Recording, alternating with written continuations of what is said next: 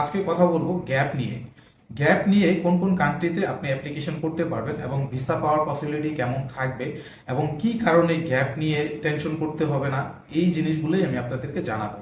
তো ফার্স্টেই চলে আসি যে কিছু কান্ট্রিতে আমরা চাইলেই মুভ করতে পারতেছি না এই মুহূর্তে, কারণ ইন্ডিয়ান ভিসার জটিলতার কারণে আমরা অনেক কান্ট্রিতে অ্যাপ্লিকেশন করতে পারছি না, বা অ্যাপ্লিকেশন করার আগে অনেকবার ভাবতেছি যে আসলেই ইন্ডিয়া যদি না যেতে পারি তাহলে হচ্ছে কি ভিসা পাবো কিনা বা এম্বাসি ফেস করতে পারবো কিনা।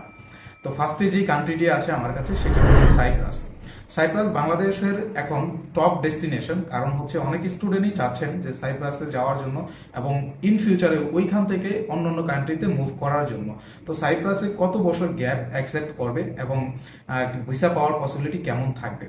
সাইপ্রাসে সাধারণত 5 থেকে 10 বছর গ্যাপ অ্যাকসেপ্ট করা হয় ব্যাচেলর এবং মাস্টার্সের জন্য, এবং এর সাথে আপনার থেকে হয়তো জব এক্সপিরিয়েন্সের সার্টিফিকেটটা চাইতে পারে, সেটা দিলে আপনি সাইপ্রাসে ভিসা পাওয়ার পসিবিলিটিটা অনেক বেশি থাকে।